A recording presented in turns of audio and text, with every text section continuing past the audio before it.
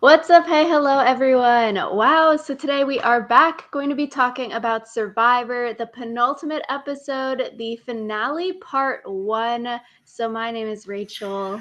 I'm Alyssa, and whew, this was quite the episode. I feel like two votes that were really fun to watch, really amazing, epic, improved the story of this game overall.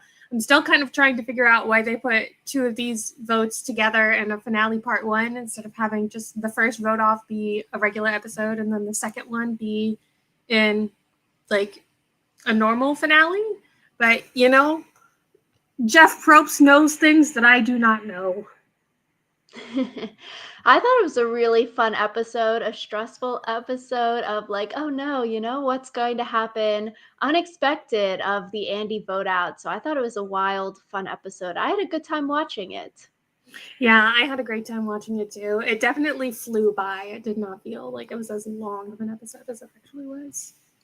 Yeah, so going into next week, it feels like this is Rachel's game to lose, basically, which then a little bit feels predictable going into the finale part two. But I feel like it's normal, maybe, because a lot of times going into the final five, the regular finales, you can sort of predict, okay, this person is probably going to win, if not this person, if they get out at fire or they get voted out at final five, then it's this next person in line.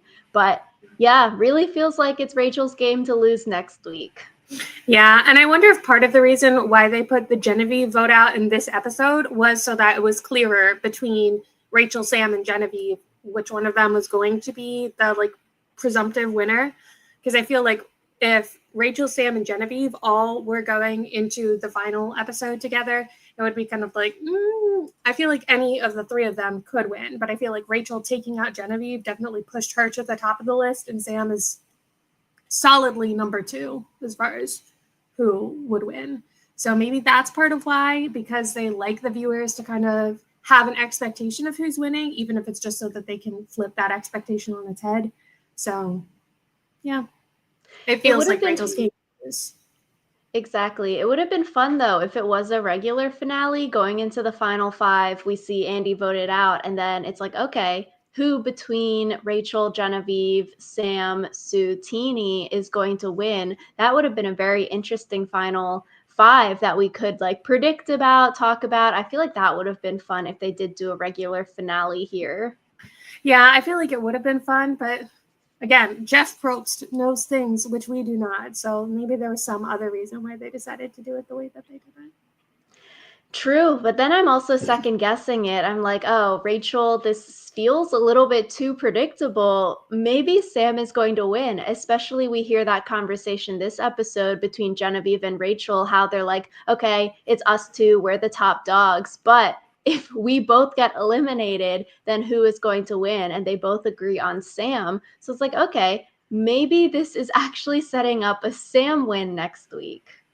Yeah, I feel like it could be setting up a Sam win, but I also feel like it's been a while since we've had a coronation edit, as they call it in Edgic, which is basically where it's just so obvious from the beginning who's going to win. Like Tony and Winners at War, I feel like was another coronation edit where they showed all of the reasons why he's a great player. And I feel like we've seen all through this season, all the reasons Rachel's a great player, all the great moves that she's made. We've consistently seen her thoughts spoken throughout this season, even when she was dead last, dead on the bottom. And I wouldn't be upset with a Sam win, but I would be kind of confused about it editing wise, just because there have been times where I feel like we don't get as much as Sam, but I don't know. I feel like definitely a little bit suspicious that it seems to be so high on Rachel, especially because they also made the comment about how no one wants to go against Rachel at fire. And I'm kind of like, is it going to be that Rachel chokes at fire and she's another fallen angel at number 4? So it's very confusing because it seems too obvious, like you said. It reminds me in episode 1, everyone was like, oh, Sam's going to win because he got that glue guy confessional. So now I'm like, uh-oh, it might be coming full circle. Everyone was so high on Sam in the preseason. Then he had that fall from grace come the merge, and then he was on the bottom since the merge. But everyone really stuck their eyes out on that glue guy confessional in episode 1 of the season. So I was like, maybe Sam could be winning next week. I think his path to the end, if he like won immunity and sent himself into fire against Rachel, I feel like that's how he should do it to win the game. Yeah, I feel like Sam does have a path to winning. Like, it doesn't feel like he should just like sit down and die, but I feel like it still would be harder for him to win than Rachel. Yeah, I think if any one of the 4, I guess 3 other people want to beat Rachel, it does seem like you either have to win the immunity, throw yourself in against her in fire, because I think that would get you a lot of brownie points here. I think if you just won immunity and you sent like 2 people into fire and hoped like, oh, Sue's going to beat Rachel in fire, and you sent Sue and Rachel in there, I think that looks less good for your resume. But I think if that person wins immunity, they throw themselves into fire against her and then beat her in fire, I think that person probably wins the game. Yeah.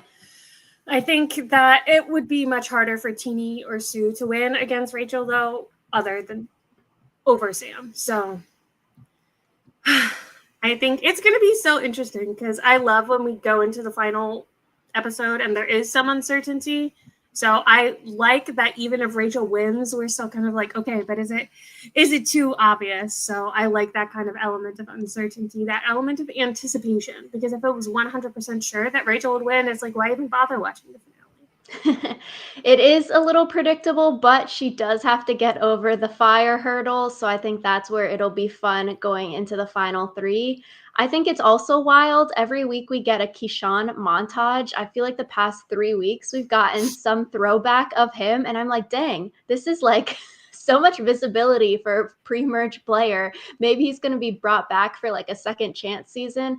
I know for me, I had him going far in like my preseason draft. So maybe production likes him, but I'm like, dang, every week we get a throwback hit of him getting eliminated. This is crazy. Yeah, I feel like it's mostly because Keyshawn's vote out was so instrumental to Genevieve's story that we keep getting throwbacks to Keyshawn. But maybe I'm wrong. Maybe he is coming back. But I feel like it's mostly because of his relationship with Genevieve that things like he keeps getting brought back. Yeah, it's like we don't need a montage every week. You can just say his name. We remember who he is after the first one of this montage. Yeah. So we start off the episode with Andy flipping from last week. He is telling Teeny, like, oh, I think this is just a coincidence, a happy accident. Teeny believes it, which I was like, okay. Teeny, this entire 2-hour episode, I was starting to get annoyed with because they're just confused about everything and they're like wondering what's happening every single time they're having a confessional, every single time they're voting, in every single episode. I'm like, this is starting to get old. The thing is, I kind of like it because Teeny is totally how I would feel if I was on the island. Because I feel like as viewers, we're still sometimes confused. Like, the amount of times that Rachel and I have said, like, I wish that I could have gotten a confessional about this is very high. And so I feel like if you're actually on the island and you don't have the editors like cutting you together, the like conversations that you need to have heard to understand why what is happening, then like I too would be really confused. I too would probably be like, oh yeah, totally makes sense that this just was like a happy accident and not a well orchestrated plan. Like Teeny is me a little bit. So I feel like I wasn't as annoyed. I think when they were like, oh yeah, I guess like it just, I was like, bestie. But also I understand when you're sleep deprived, tired, et cetera, like maybe your brain isn't fully online. So yeah, I think it's a bummer for me. Teeny was my winner pick preseason, so I'm like, they're not winning. This is not looking too good for Teeny's winner chances going into the finale episode. And I feel like so many people had such high like hopes for them going into the game, like, oh, they're going to be like a really good survivor player. So then to see them like not making their own plans, only following other people's like votes, and literally like being a flipper flopper as well. Like they were mad at Andy for flipping, but then 10 minutes into the episode, Teeny's like, I'm gonna vote with Genevieve, Sam, and Andy now. So it's like you're also flipping. Yeah. It's a whole hot holy mess. I feel like Teeny is very exemplified by like Sam's comment, like, "Oh, if you want someone to know something, just tell Teeny, and soon everyone will know." I feel like Teeny is very good socially, but not very good at the other aspects of the game. And being a social butterfly on Survivor, I imagine, is hard because like you can't really be a social butterfly because you can't be honest. So yeah. It's got to be hard. I feel like also having that reputation. I think Kyle mentioned it in his exit interview as well, saying like he told Teeny about the Tweedledee Tweedledum stuff. And then once he heard that like Sue knew about it, then Kyle knew that Teeny told everyone about it. So it seems like they've got that reputation of like spreading secrets, rumors, blabbermouthing. And I'm like, ooh, that's also probably not such a good reputation to have, that like, okay, like Sam said, you want something out there, you just tell this one person and it's going to be out there. I'm glad Rachel called BS about the whole, oh, this was an accident, because I was like, so true. Please, it wasn't an accident. Yeah, I guess I didn't really think about it being like a bad thing in their real life, because I feel like there's some of my friends where I'm like, oh, yep, they're a blabbermouth and I love them for it. Like I don't think of them as like spilling my secrets. I'm just like, oh, they love to talk. So I feel like that's a little bit different. And maybe that's what Teeny meant when they were like, oh, my friends back home won't be surprised. Like being someone who likes to gab is a little different from spilling people's secrets. But no, yeah, I meant it in Survivor, like having that reputation in Survivor, not a good thing. Yeah. Teeny. But I feel like it's nice to have someone who is like playing just like messy, because that's just fun. Yeah, so we see Rachel is snooping on Andy, Teeny, and Sam and Genevieve talking down on the beach at the nighttime. She had her own like pitch black spy shack. And I thought this was fun with Rachel narrating it, and then it cuts like the whole screen is black. So it's like, okay, this is like how she's just wandering through the woods, listening to their voices, trying to find them on the beach to listen in. I liked the editing there when the screen went to black as well.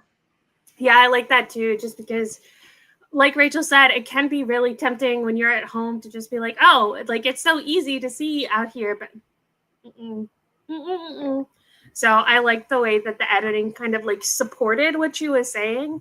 I feel like it would have been kind of funny though if they had like cut to the camera feed and it actually was like really easy to see what was going on, but obviously not the case in Fiji in the middle of the night. They got their night lights out there illuminating the little path. But I thought it was cool. She was listening into their conversation. It'd be funny to like see Sam, Genevieve, Andy, Teeny's reactions, like watching the episode, like, oh dang, we didn't even know someone was there, like 2 feet away from us listening. Yeah, I wonder, that could be something that comes up in Final Tribal if Rachel gets to Final Tribal. Like, here's how I was so confident what was happening because I heard y'all talk about it.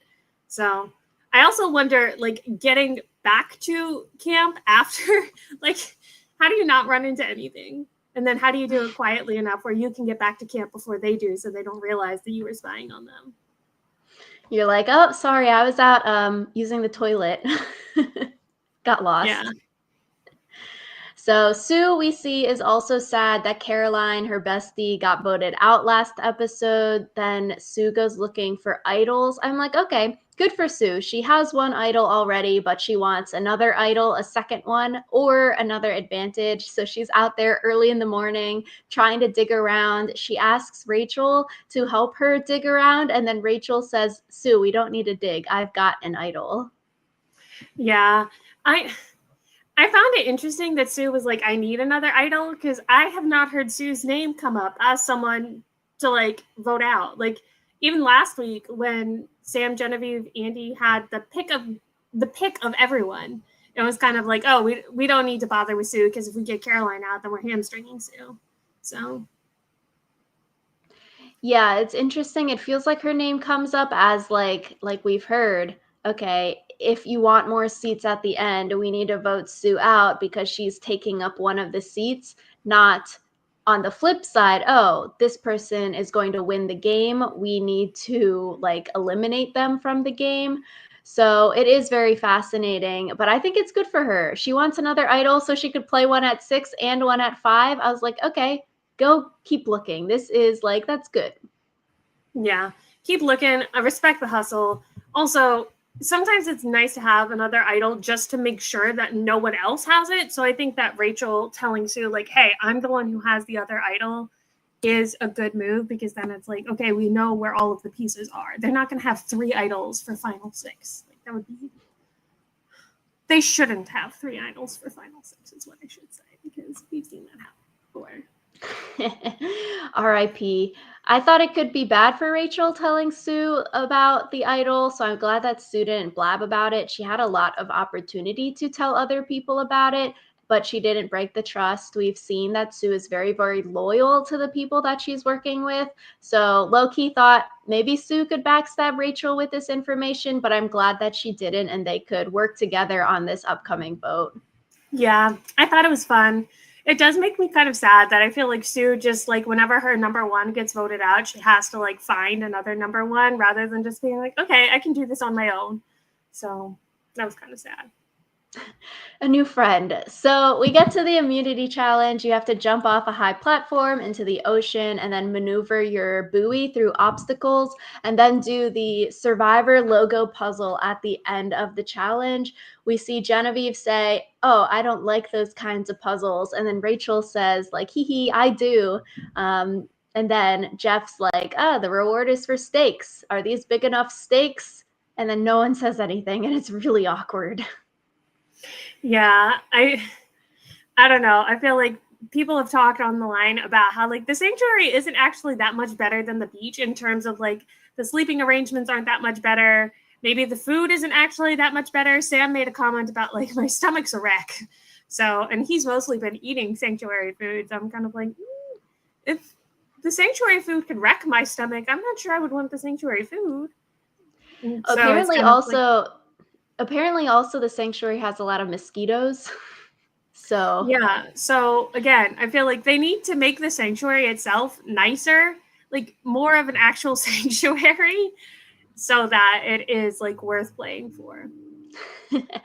true. So Genevieve crushes the puzzle at the end. So it's like, yippee, good for Genevieve. She gets to win an immunity necklace. Check off that off your survivor bucket list. Rachel is like sad, mad that she didn't win.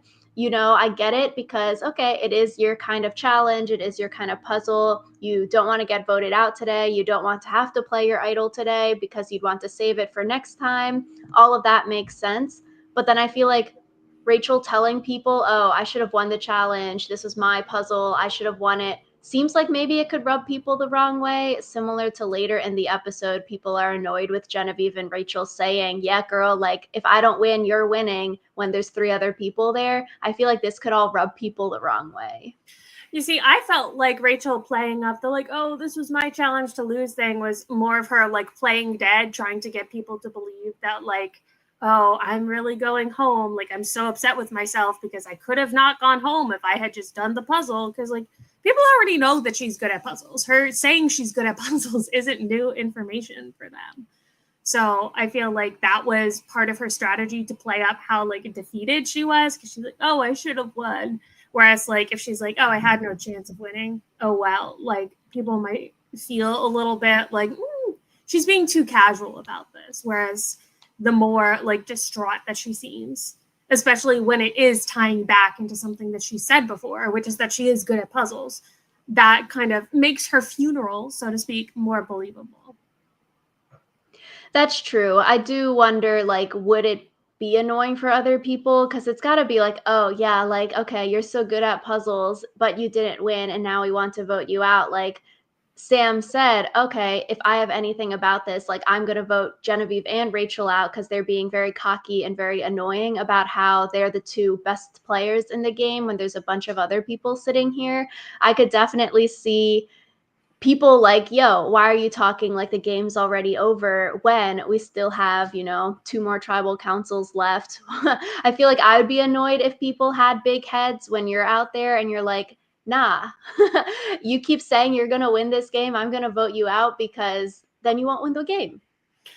Well, the thing about it being like, oh, I'm going to vote you out, like Rachel was already going home. So I feel like people being like, oh, Rachel was such a big threat. And Rachel being like, yeah, I was a big threat. It was just like she was going home anyway. So why would she need to like downplay her own threat level if she was already going home?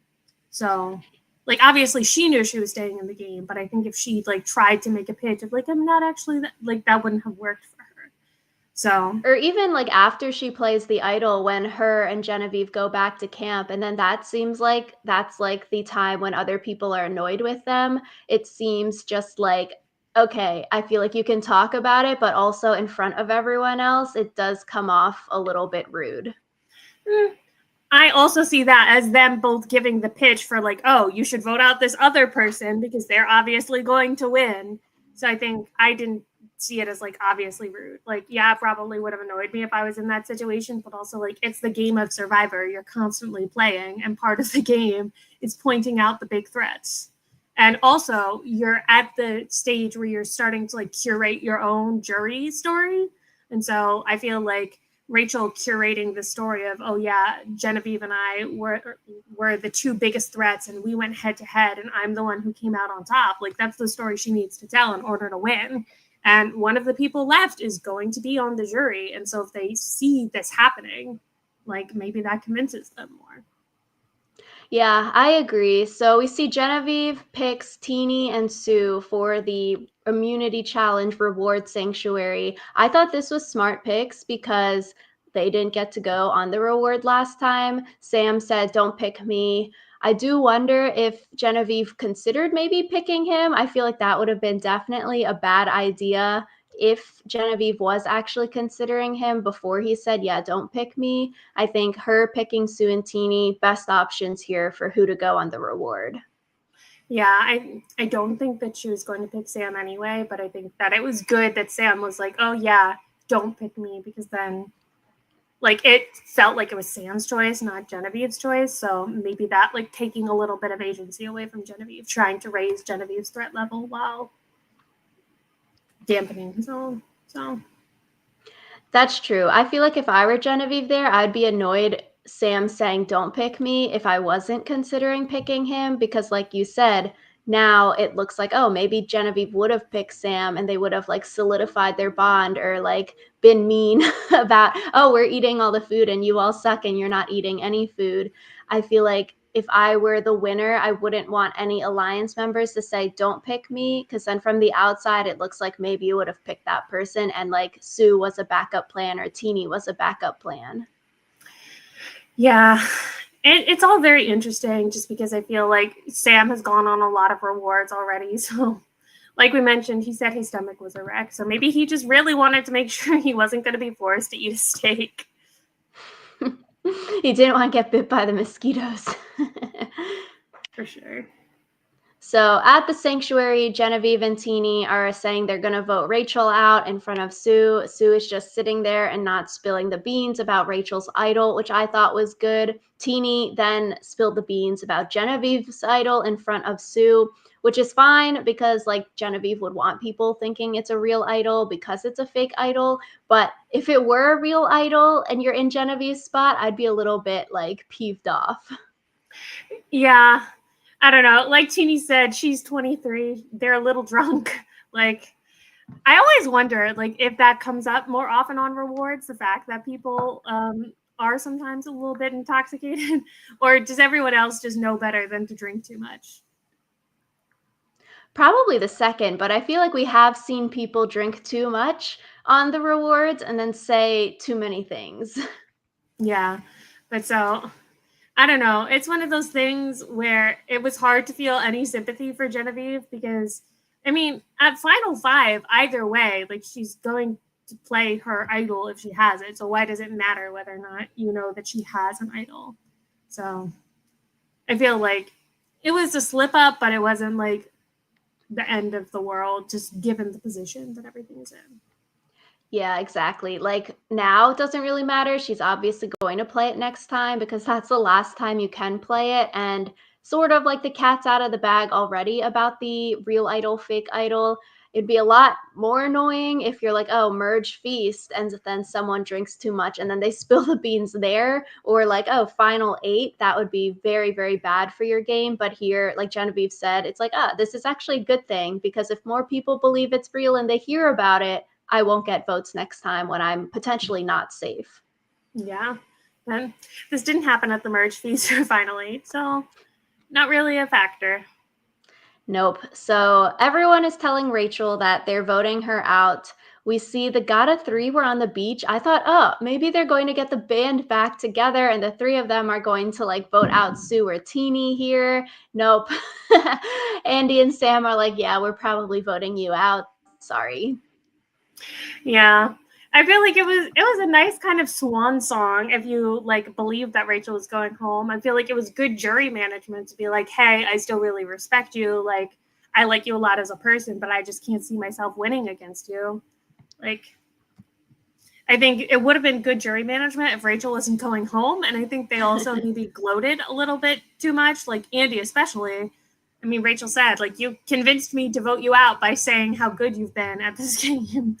So I think it would have been good jury management for them to like have that like little moment together, but they needed to have cut it off like way earlier. Yeah, like it would be great jury management if Rachel actually went home here, like Andy telling her about his like plans and ideas, trying to get some agency. Because if Rachel did go home here, okay, Rachel's probably very respected on the jury. She's like one of the last people to get voted out, so she could have a lot of sway, be very influential on the jury in like what she's sharing about who's doing what, who's saying what. So, like, okay, it does make sense. Andy is not being viewed as a player with a lot of agency. If someone as respected as Rachel got eliminated, then is sharing, like, yeah, dang, I underestimated Andy. He's actually doing XYZ things out there. Like, we should give him some more flowers here. That'd be really good for Andy. But backfired here because Rachel wasn't actually going to be eliminated. Yeah. It definitely was an interesting moment though. I like it when we're getting towards the end of the season and we get to see more of the individual interactions between people. I feel like it's always easier to guess the jury votes of the last few people voted out over the people who went to the jury really early, just because you've seen more of their interactions. You know more of like, oh, this is what they respect in the game. I do feel like it could potentially be a bad move for Rachel and Sue here to vote Andy out over Sam. I feel like just in general, Sam is more threatening than Andy and could just get jury votes because he's a likable dude. Like Sierra, probably definitely always voting for Sam, even if Sam did nothing on the island. Seems like people like him and respect him compared to Andy, where whenever Andy's talking at Tribal, like people are giving like side eye or like making frowning faces. Seems like even after the Operation Italy, because it was secretive and the jury hasn't heard about it yet, that he still might not be respected. And I feel like I would have wanted Andy to make it to the end because I wanted to see, okay, could he have turned this viewpoint of him around from the day three meltdown? Or even if they heard about Operation Italy, are they still going to be like, no, Andy's the GOAT here. We're just bringing him to the end. So I wanted to see him doing a final Tribal speech so we could see if the jury respected him now. Yeah, I mean, Rachel must have heard something in his speech that made her respect him. So I feel like it's not beyond belief that Andy would be able to give a good pitch. So maybe he pitched people at Ponderosa. Setting up his return for season 50. But I do feel like it's sort of moot because Rachel's probably going to get put into fire, whether Sam or Andy is there. So it's really not like you're saving yourself. If there was a final four vote and no fire, then I think Sam versus Andy makes it a more risky move here, and maybe you have to think about it more. Yeah. A lot to think about. There's a lot of like moving pieces in this end part of the game. So Andy gets voted out. I was shocked. I really wanted to see him make that pitch at Final Tribal. Sue's vote for Andy wrote Sweet Caroline on it, and then Caroline sang like F yeah in the jury. Yeah, Andy going home, sad face. I also love there was a moment between Caroline and Sue after the votes were read where they were like looking, or maybe it was before the votes were read, but they like made eye contact and they were very sweet together. So yeah, good times. Yeah, Rachel plays the idol. Seems like the jury was very, very impressed by it. So good for Rachel, bad for everyone else. Yeah. I mean, good for Sue? Question mark? Yeah, definitely question mark. It was the outcome that Sue expected, even if it wasn't the best outcome for Sue. Let's go with that. Yeah, I feel like similar for Andy, it'll be very interesting for Sue, like Sue playing the idol at the end of the second episode here. Will that change people's like expectations, respect for her, her ability to win the game, or like similar to Andy, is it sort of like people have this view of you, they're not going to change it? So playing an idol when you don't technically need it, but you've had it for so many days, is that something that gets people like on your side to vote for you, or like not really? Wish I knew the answer to that question. Yeah, so I feel like it's probably like a not really for Sue. Probably. Yeah, for Sue, I feel like there's a lot that Sue has to come up against just because I feel like playing the idol could have like tipped her over if she was on like the cusp of greatness and then people were like, oh yeah, she really is a threat. But she was so far from being threatening that her having this idol didn't really matter. Yeah, it's sort of like, oh dang, like that's really cool. You had it since the pre-merge. This is the red paint idol that we're all looking for and like thinking about. But yeah, I don't know. Like we said last week, I feel like Sue had to use the idol in like a grandiose way of like idling someone out or playing it for Genevieve here, which would have been a bad idea. What, like, say Teeny got votes, Sue played it for Teeny to save Teeny, something like that, compared to playing it for yourself when you're not getting votes. Yeah. I've heard some people say like, oh, she should have saved it for Final Tribal and just like whipped it out at Final Tribal and been like, I didn't even have to play this. But I feel like the I didn't even have to play the idol thing is getting a little bit old. Like it's not as impressive, especially because Sue was never on the chopping block. So yeah. Yeah, I feel like less impressive if people weren't targeting you and you never had to play the idol. More impressive if like people targeted you and then you like had balls of steel or you won immunities at good times and then you didn't have to play the idol. But I feel like playing it is also fine. You get it in the jury's head now, like, oh, Sue's playing. She found an idol. Like, I didn't find an idol, and she kept it a secret. That's really good. But I think, like you said, I don't think that gets you over the cusp of like, that's a viable person I'm voting for. Yeah. Oh, Sue.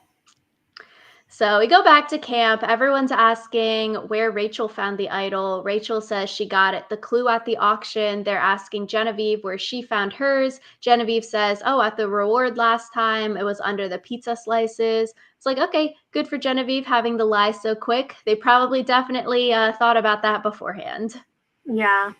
I feel like Genevieve probably thought about the lie when she first was coming up with the fake idol story because that's something people always ask. So Gotta have the lie. gotta have the lie ready. So we get to the immunity challenge. The first part about running through the water and then digging through the sand really doesn't matter. You get to the stacking balls part, and that's the whole challenge basically. So they added the first part for no real reason because everyone's going to knock their wobbly stack of balls off many times. This was a very stressful challenge, literally a do or die challenge for both Genevieve and Rachel. If neither of them win, that's probably better for them. If one of them wins, the other one is going home. So it was a very stressful challenge to watch. It was a very stressful challenge to watch, but I was rooting for Rachel, so I was really happy when she won. Yeah, no, it's got to be like being in that challenge too would be so stressful. Like we saw Rachel taking a few moments before that last ball, I'd be so nervous. And then she gets it and then starts crying after. I'd be like, I'd start crying during, and my hand would be so shaking. Like, this is literally the $1,000,000 challenge here. Yeah, I think it did help that as Rachel was putting on the last ball, like Genevieve's thing fell. Mm-hmm. And so I think she could like take that deep breath, maybe take the extra 5 seconds that she wouldn't have if she thought Genevieve was hot on her heels. So I yeah. agree. Yeah, it's like Genevieve's right there, you'd be so more stressed than like booking it. But once hers fell, it's like, okay, literally, it's your challenge to lose. No one else is close. Like, take your freaking time. Don't knock this thing over, and you can make it to Final Four. Mm-hmm. But it's also just hard because Genevieve wasn't even by her stack when it got knocked over. So I can imagine that did not feel good. Like it wasn't even like I made a mistake. Well, she made a mistake with the stacking. But I think that kind of like topple probably hurts the most. Yeah, it's like, oh, the wind or something knocked it a little bit off kilter, so then it fell over. Yeah, and like like happy for Rachel, but then also you're like, oh, like devastated for Genevieve because one winning means the other one is probably going home, and us as viewers know she doesn't have the idol. For like Rachel out there, she's like, Genevieve's got the idol, so it's probably me going home if I don't win, so I need to win. Everyone else is like, we don't want either of them to win, so we can vote them out. But yeah, and like it's got to be so stressful. Yeah. I do wonder what would have happened if someone else had won, like if Teeny had won or Sue had won. Like, how did they decide between Genevieve and Rachel which one of them is more threatening? Yeah, that would be so interesting to see. Like, do you split the votes? Do you just pick one to vote out? They probably would vote Rachel out over Genevieve because I feel like if both were up for elimination, Sam wouldn't have spilled the beans about Genevieve's idol being fake, and then people would just target Rachel. Yeah. But I think it's also which one of them does Sam think that he could beat over? Like, it seems like Sam isn't sure he could win against either of them, but I wonder he probably would have had to do more serious thinking if they were both safe about which one of them he was more likely to beat. And then if it was Genevieve, then he was more likely to beat, like, let things go. But if he thinks he's more likely to beat Rachel, maybe he still spills the beans about Genevieve's idol. I thought it was good for him trying to save himself by like telling Teeny about the idol, trying to be like, yo, Genevieve's idol is fake. We need to vote her out. She can be eliminated tonight. Don't vote for me because Genevieve actually isn't safe, y'all. Like, we got to vote for her. I was like, good. Sam, like, you're fighting for your spot here. That's really good. You know, we saw Sam and Genevieve were so close, maybe he wouldn't like betray her like that. So it was cool to see him sort of like stab her in the back a little bit. Yeah, I feel like though you knew that it was coming. Like Sam and Genevieve were always kind of like a relationship of convenience because they were both really big threats. And I think they kind of both knew that like, oh, when the time comes, like we will turn on each other. And the time came this time. We see Teeny asking Genevieve if the idol is real or fake. Genevieve says straight to their face, okay, it's a fake idol. Sorry. Rachel and Sue don't believe what Sam's saying, what Teeny's saying, what Genevieve's saying, even though technically it is the truth. Like, it does make sense. Okay, they might be trying to trick us, and then they're going to play the idol for whoever we're putting our votes on. But then, like, Sue knows she's safe. Rachel's safe because she won immunity. It's only like, okay, you're worried that Teeny's going to get idled out here. Maybe you don't want to go to the Final Four with like a 2v2 with Sam and Genevieve both there if they're actually tricking you here. But it doesn't really matter for like Rachel and Sue that Teeny goes. So it's like interesting. It must be they don't want to go Final Four 2-2. Yeah. Which makes sense to me because like going to Final Four with someone with two people who you can trust means it's more likely that you get taken along as the one who doesn't have to do any work rather than being in danger. So would have been cool though if it were like Rachel, Sue, Genevieve, Sam going into Final Four. That would be a very wild like fire making challenge. to have it be like a tribal council showdown between 2 or 3 of them, I'd be like, that would be such good TV. I'd It want to would see be them all such fight good for it. TV. It would have been fun. Yeah, like same wanting to see Andy make a pitch. I'm like, I would want to see Genevieve's like talking skills at Final Tribal. Like as a corporate lawyer, she might not do litigation, but I feel like she'd be a good talker at Final Tribal Council. Like I would want to see the Rachel versus Genevieve matchup here. Me too. Like I feel like it could have been so cool. And I feel like Final Tribal is still going to be cool if both Rachel and Sam make it there. But like, I feel like Rachel, Genevieve, Sam as a final three would have been so much fun.